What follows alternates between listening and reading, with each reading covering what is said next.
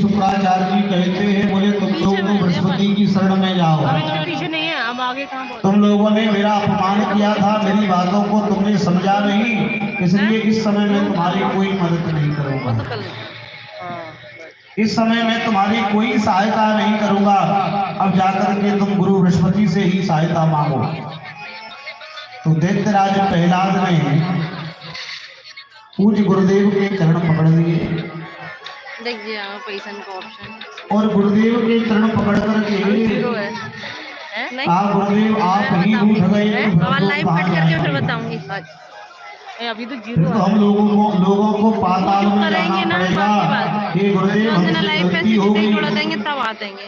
हमने बृहस्पति जी को ही अपना गुरु समझ लिया था, बोले हमसे बहुत भारी गलती हो गई। ये गुरुदेव आप तो करुणा के सागर हैं, आप तो दया के सागर हैं, आप हमारी रक्षा करिए। और गुरुदेव को मनाने लगे। हमारे हे श्री गुरुदेव, हमें किस बात की चिंता,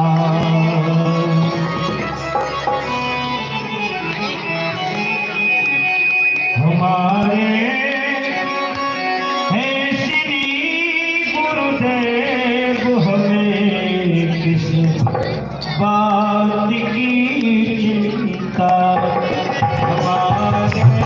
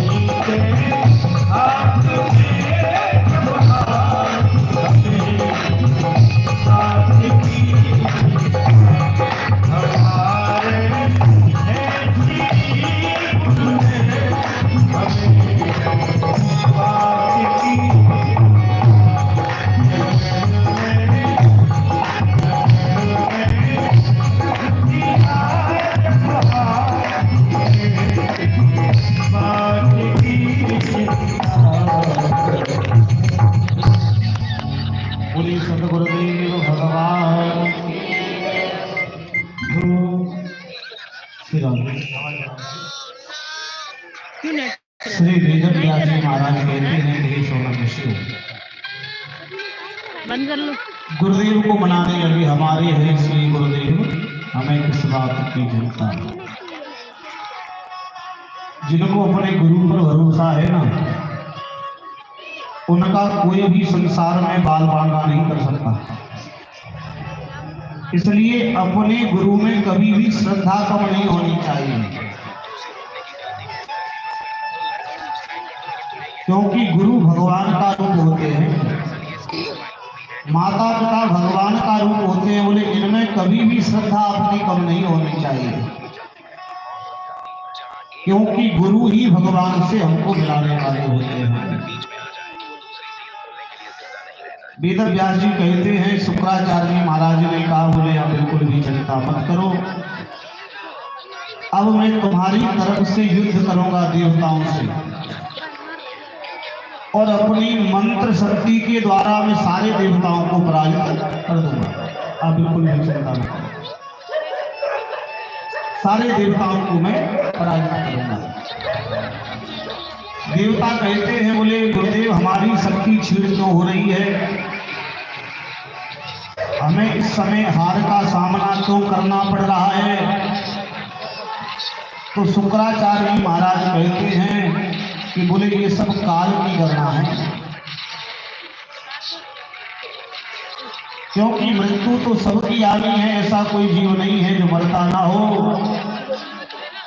इस समय चक्र हमें सब कुछ सिखा देता है, क्योंकि तुम लोग अपने गुरु को भूल गए थे ना, तो आज तुम्हारे ऊपर ऐसा संकट उत्पन्न हुआ है।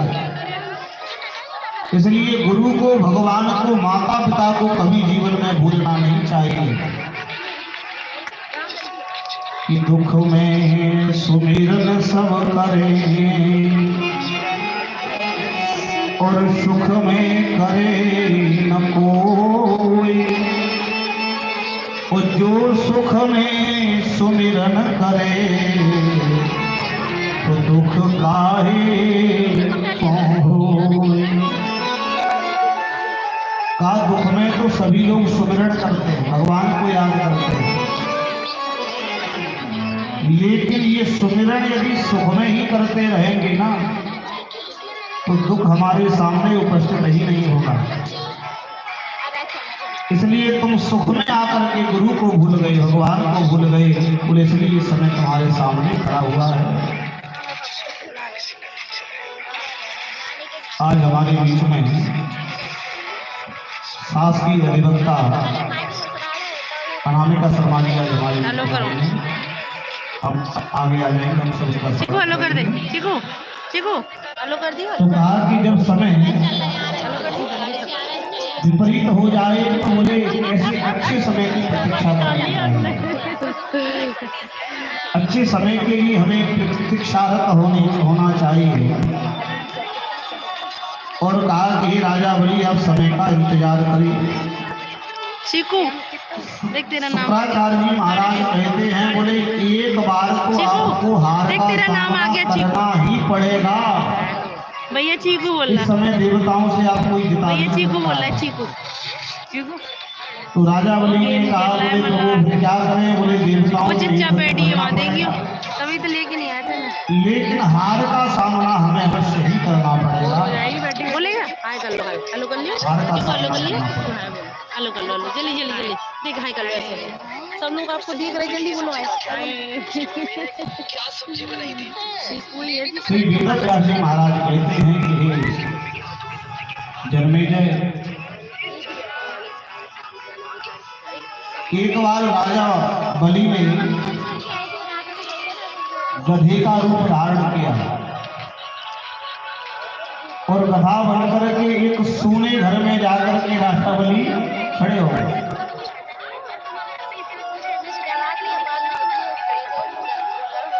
राधे कृष्णा राधे इंद्र ने राजा बलि के इस रूप को पहचान लिया, तो इंद्र देवता राजा बलि से कहते हैं कि आप तीनों लोगों के दान दाता, तीनों लोगों का दान करने वाले, तीन पग भूमि भगवान को देने वाले आज आप गधा बनकर के सुने घर में क्यों बैठे हो? तो राजा बलि कहते हैं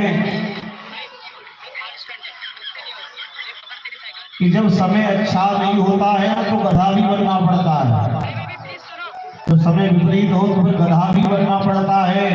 बोले जब भगवान विष्णु मछली बन गए और तुम्हें ब्रह्म हत्या के कारण बोले तुम कमल की नाल में जाकर के छुप करके बैठ गए, तो आज मैं गधा बन गया तो कौन सी बड़ी बात है। इसलिए महाराज जब भी कहते हैं बोले समय जब विपरीत आए तो बिल्कुल शांत हो जाना चाहिए, समय पर सारी चीजों को छोड़ देना चाहिए, क्योंकि वही बुद्धिमान है जो समय के अनुरूप चलता है। शुक्राचार्य जी महाराज ने कहा इस समय तुम्हें कोई चिता नहीं सकता है, लेकिन फिर भी असुरों ने देवताओं से युद्ध किया। सारे देवता अपनी सेना को लेकर के आक्रमण करने के लिए पहुंचे। अभी नेट खत्म उधर से सारे दैत्य आक्रमण करने लगे, देव दानव युद्ध होने लगा, भयंकर देव दानव युद्ध होने लगा। मृत संजीवनी विद्या के द्वारा शुक्राचार्य जी महाराज मरे हुए दैत्यों को जीवित कर रहे हैं। जो दैत्य देवता जिन दैत्यों को आप वध कर देते हैं, जिन देवता जिनको दैत्यों को मार देते हैं, बोले शुक्राचार्य जी महाराज में पुनः जीवित कर देते हैं। इंद्र ने कहा बोले इस तरह से तो हम किसी भी प्रकार से विजय नहीं प्राप्त कर पाएंगे असुरों का। तो इंद्र ने क्या किया, बोले मन ही मन देवी शक्ति की उपासना करी, जगदम्बा भगवती महामाया की उपासना करी और जगत जननी को प्रसन्न किया। प्रसन्न करके जगत जननी जब प्रकट हुई तो जगत जननी के सामने इंद्र देवता मैया की आराधना करने लगे। यही जगत जननी तुम्हारे हाथ में शंख चक्र गदा और पद्म विराजमान है, सबको अभय प्रदान करना तुम्हारा स्वभाव है। शास्त्र एवं तत्वों की तुम अधिष्ठात्री हो, तुम ही महाकुंडली रूपा हो। दोनों यज्ञों में प्राण और अग्निहोत्र में तुम्हारे ही रूप हैं, तुम ही प्रकाशमान हो, तुम्हें नमस्कार है। हे मातेश्वरी, जो प्राणी तुम्हारे स्वरूप का ध्यान करते हैं उन्हें किसी प्रकार का सुख दुख शोक और भय नहीं सताता है। तुम्हारी ही कृपा से जीवों को मोक्ष गति प्राप्त होती है। ब्रह्मा विष्णु महेश सूर्य यम वरुण आदि प्रधान देवता भी तुम्हारे ही स्वरूप का ध्यान करते हैं। हे माता, तुम्हारी अगाध शक्ति से मंदभागी भी भाग्यशाली हो जाता है। इंद्र के द्वारा इस प्रकार की स्तुति करने पर श्री महामाया जगदम्बा मैया प्रसन्न हो गई और प्रसन्न होकर के महामाई कहती है बोले इंद्र तुम निर्भय हो जाओ, बिल्कुल निर्भय हो जाओ, मैं तुम्हारी रक्षा करूंगी और इस समय शुक्राचार्य जी महाराज भी तुम्हारा कुछ नहीं बिगाड़ पाएंगे। और ऐसा कह करके देवी मैया हाथ में तलवार खड़ग आदि लेकर के आज असुरों का संहार करने लगे। सुंदर छवि को लेकर के काली बनकर के, चंडी बनकर के, दुर्गा बनकर के, 64 योगिनी बनकर के जगदम्बा महामाई असुरों का वध करने लगी।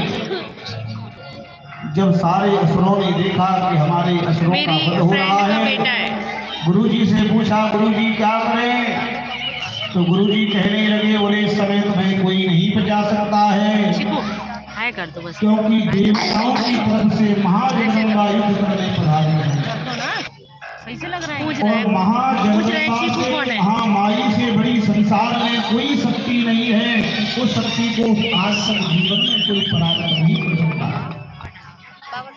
तो बोले क्या करें गुरुदेव, बोले माँ के सामने नतमस्तक हो जाओ, खड़े हो जाओ, हाथ जोड़ करके माई को प्रणाम करो और माई की स्तुति करो। महामाई तुमसे बड़ी प्रसन्न हो जाए। अब तो सारे असुर देवता असुर हाथ जोड़ करके दंडवत प्रणाम करने लगे। हे महामाई, आप ही संसार की रक्षक हैं, आप ही संसार को चलाने वाली हैं, आपकी कृपा से सारा संसार चल रहा है।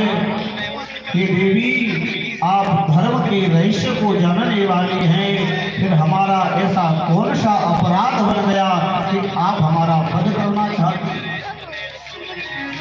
आप देवताओं को विजय दिलाना चाहती हैं और हमें हार देना चाहती है। हे माई, आपकी बुद्धि अटल है, जैसा आप चाहोगी वैसा ही संसार में होगा।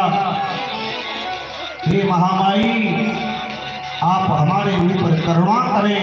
हे महामाई, आप हमारे ऊपर कृपा करें। असुरों की पुकार को जब महामाई ने सुना, महामाई प्रसन्न हो गई और महामाई कहती है, बोले असुरों, तुम्हें समय का इंतजार करना पड़ेगा। इस समय तो तुम्हें विजय प्राप्त नहीं होगी, क्योंकि तुम्हें पाताल में जाकर के मेरी उपासना करनी पड़ेगी। इन देवताओं ने मेरी आराधना की है, इन देवताओं ने मेरा श्रृंगार कराया है, इन देवताओं ने मुझे भोग अर्पण किया है। इस समय ये देवता बड़े भाग्यशाली हैं, क्योंकि मैं इनकी तरफ से युद्ध करने के लिए बना रही हूँ। यदि तुम पाताल में जाओगे, मेरी आराधना करोगे, मुझे भोग लगाओगे, मेरा श्रृंगार करोगे, तो मैं चंडी बन करके तुम्हारी साथ में युद्ध करूंगी। फिर तुम्हें संसार का कोई भी देवता पराजित नहीं कर पाएगा। अब तो सारे देवतागण घबरा गए और देवी को प्रणाम किया, देवी को नतमस्तक किया और सीधे असुर पाताल की तरफ आ गए और पाताल में आकर के सभी देवी मैया की स्तुति करने लगे। बोलिए दुर्गा महारानी की हो, तेरी शरण में आके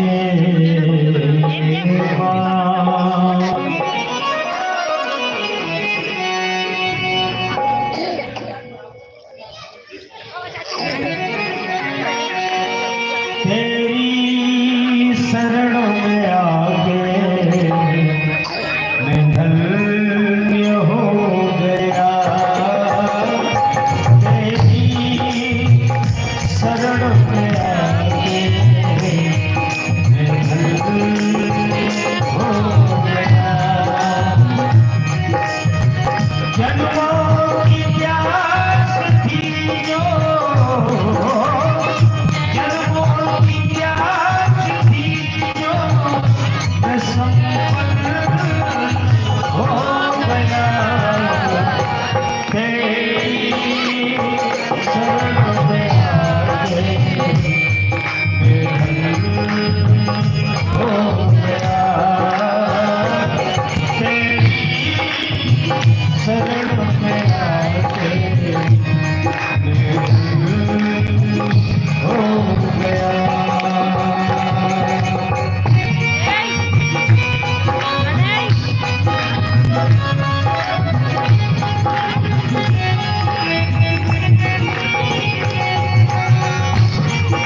खाना बना रहे हैं।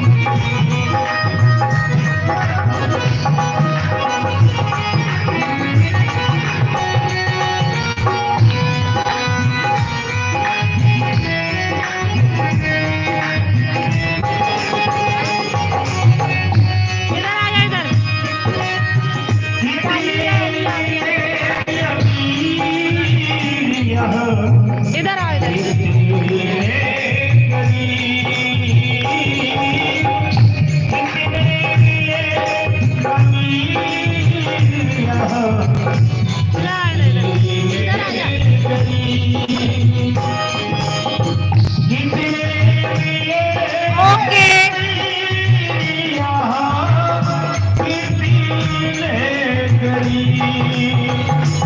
पर आप मिल गए